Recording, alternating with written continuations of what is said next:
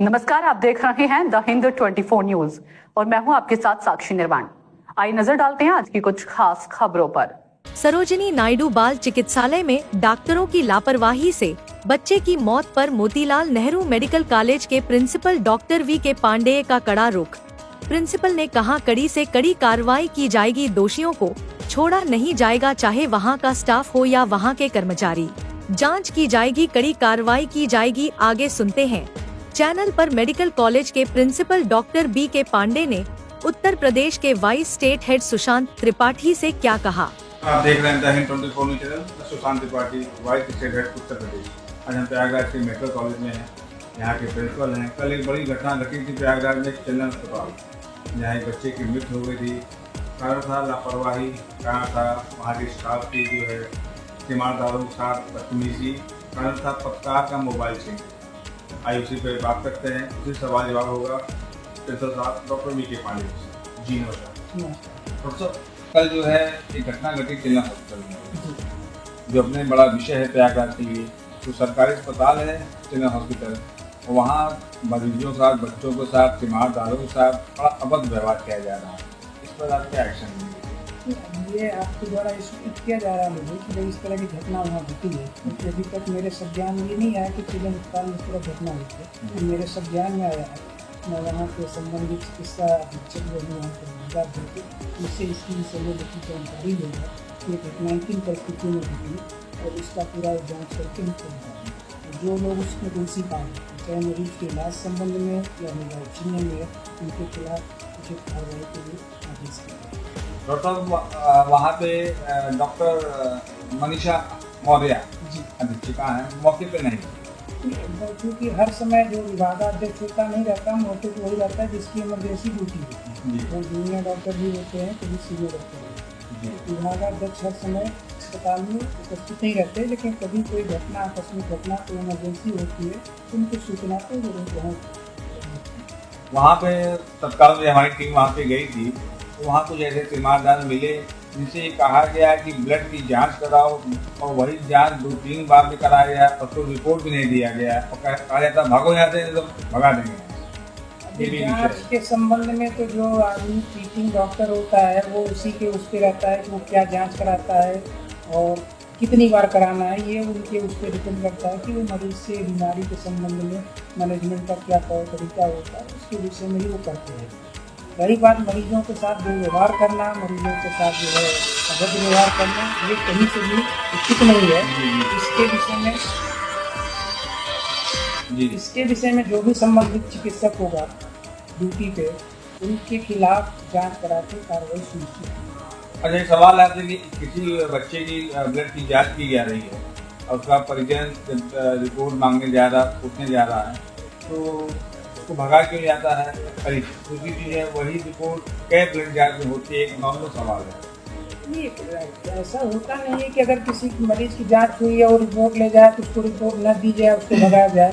ये कहीं से ऐसा हुआ है तो नहीं, ऐसा हुआ तो अगर जांच कराई जाएगी। किन परिस्थितियों में ऐसा हुआ, ऐसा क्यों किया गया है, जो कि कभी किसी हालत में सही नहीं है। अगर रिपोर्ट जांच हुई है तो रिपोर्ट देना उनका दायित्व है, उनको रिपोर्ट देना चाहिए मरीजों के साथ और अच्छे व्यवहार के साथ देनी चाहिए। वहाँ पे एक टाइमिंग तो होगी स्टाफ की? वो तो सबका एक ड्यूटी रोस्टर होता है, ड्यूटी रोटेशन होता है, जिसकी जितने बजे से ड्यूटी होती है। आदमी चाहे डॉक्टर हो चाहे पैरामेडिकल स्टाफ, सबका एक रोस्टर होता है ड्यूटी का। उसी ड्यूटी रोस्टर पे लोग काम करते हैं। वहाँ कितने का आपका स्टाफ होगा? चिल्ड्रन में अस्पताल के वगैरह करते स्टाफ जो भी हमारे वहाँ पर फैकल्टी से लेकर के जो है पैरामेडिकल स्टाफ, जो कि नर्सिंग स्टाफ, पैरामेडिकल स्टाफ, वो तो एग्जैक्ट फिगर मैं अभी नहीं कर सकता, लेकिन हमारी जो अनुमानित ये है कि जो कि क्योंकि हमारा भी वो हॉस्पिटल जो है जिस स्ट्रेंथ में है, तो हमारा 10 से 12 हमारे फैकल्टी काम करते हैं, और कम से कम वहाँ भी यही 40-50 से जो है नर्सिंग स्टाफ, पैरामेडिकल स्टाफ काम करते हैं। 40-50 ये शिफ्ट वाइज होंगे? शिफ्ट वाइज ड्यूटी तो सबकी शिफ्ट वाइज ही लगती है।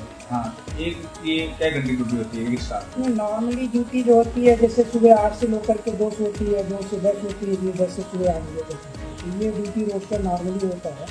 आवश्यकता पड़ने पर इमरजेंसी में ये शेड्यूल बदला भी जाता है। तो जो 2 से 10 व्यक्ति मौके पर स्टाफ ना उपस्थित हो उस पर क्या कार्रवाई करेंगे?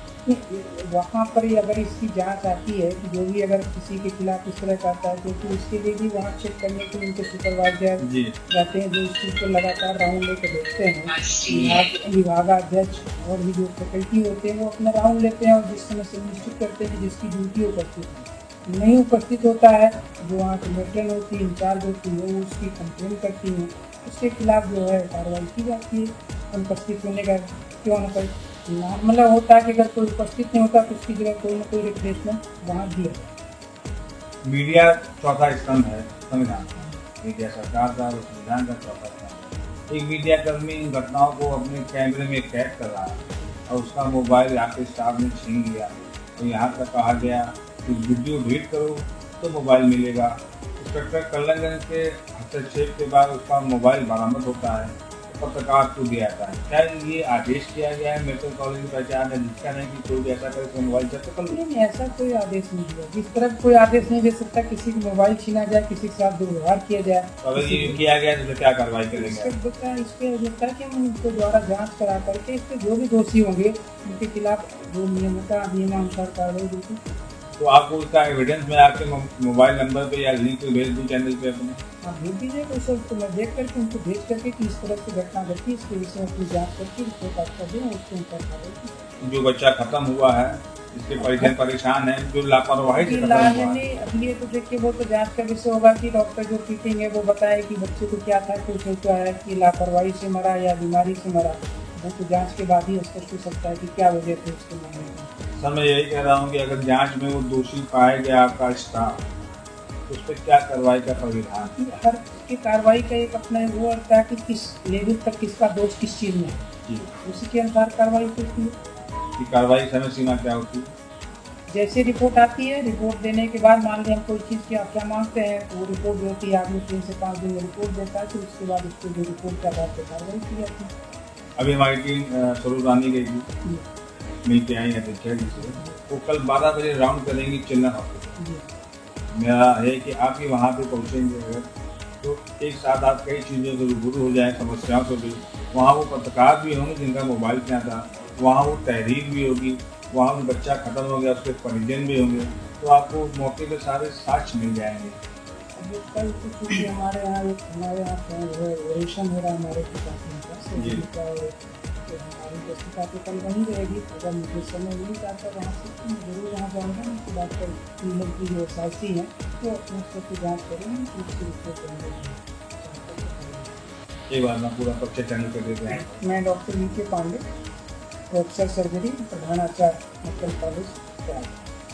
कह सकते हैं डॉक्टर साहब कह रहे हैं कि जो भी दोषी पाया जाएगा उसके खिलाफ सख्त सख्त कार्रवाई होगी।